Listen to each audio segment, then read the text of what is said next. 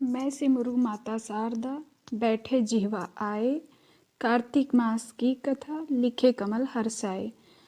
आज की इस वीडियो में हम कार्तिक मास महात्म्य की कथा का अध्याय 1 का श्रवण करेंगे। तो चलिए वीडियो को शुरू करते हैं। राधे राधे, हरे कृष्णा।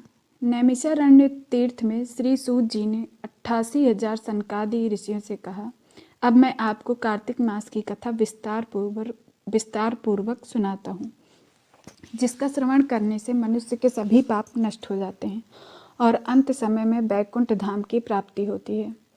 सूत जी ने कहा, श्री कृष्ण जी से अनुमति लेकर देवर्षि नारद के चले जाने के पश्चात सत्यभामा प्रसन्न होकर भगवान कृष्ण से बोली, हे प्रभु, मैं धन्य हुई, मेरा जन्म सफल हुआ।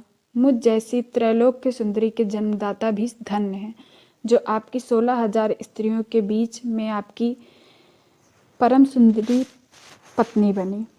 मैंने आपके साथ नारद जी को वह कल्पवृक्ष आदि पुरुष विधिपूर्वक दान में दिया, परंतु वही कल्पवृक्ष मेरे घर लहराया करता है। यह बात मृत्युलोक में किसी स्त्री को ज्ञात नहीं है।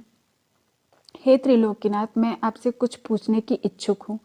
आप मुझे कृपया कार्तिक महात्म्य की कथा विस्तार पूर्वक सुनाइए, जिसको सुनकर मेरा हित हो और जिसके करने से कल्प पर्यंत भी आप मुझसे विमुख ना हो। सूत जी आगे बोले, सत्यभामा के ऐसे वचन सुनकर श्री कृष्ण ने हंसते हुए सत्यभामा का हाथ पकड़ा और अपने सेवकों को वहीं रुकने के लिए कहकर विलास युक्त अपनी पत्नी को कल्पवृक्ष के नीचे ले गए और फिर हंसकर बोले, हे प्रिय, 16,000 रानियों में से तुम मुझे प्राणों के समान प्यारी हो। तुम्हारे लिए मैंने इंद्र एवं देवताओं से विरोध किया था। हे कांते, जो बात तुमने मुझसे पूछी है उसे सुनो। एक दिन मैंने तुम्हारी इच्छा पूर्ति के लिए गरुड़ पर सवार होकर इंद्रलोक जाकर कल्पवृक्ष मांगा। इंद्र द्वारा मना किए जाने पर इंद्र एवं गरुड़ में घोर संग्राम हुआ और गोलोक में भी गरुड़ जी गौओं से युद्ध किया। गरुड़ की चोंच की चोट से उनके कान एवं पूंछ कटकर गिरने लगे, जिससे 3 वस्तुएं उत्पन्न हुई, कान से तंबाकू, पूंछ से गोभी और रक्त से मेहंदी।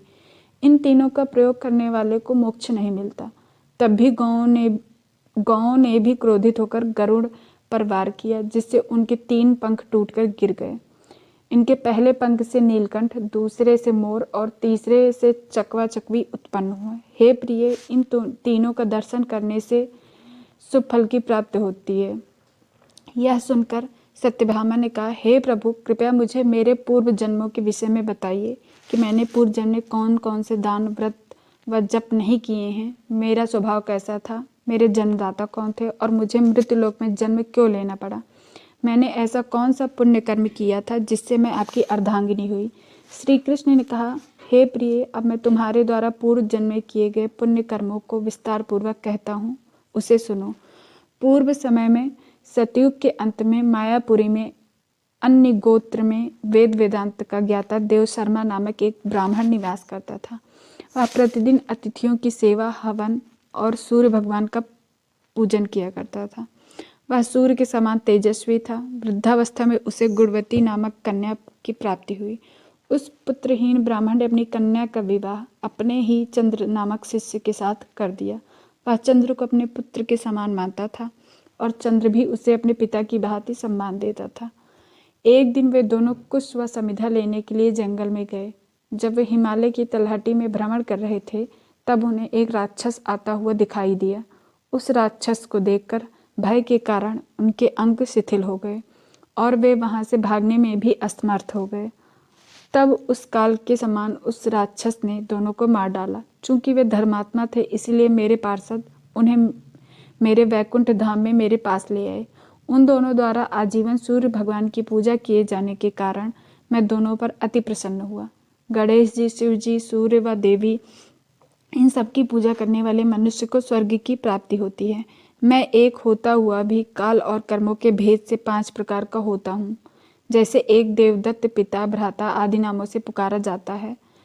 जब वे दोनों विमान पर आरूढ़ होकर सूर्य के समान तेजस्वी रूपवान चंदन की माला धारण किए हुए मेरे भवन में आए, तो वे दिव्य भोगों को भोगने लगे। कार्तिक मास महात्म्य की पहले अध्याय में आज के दिन बस इतना ही। राधे राधे, हरे कृष्णा।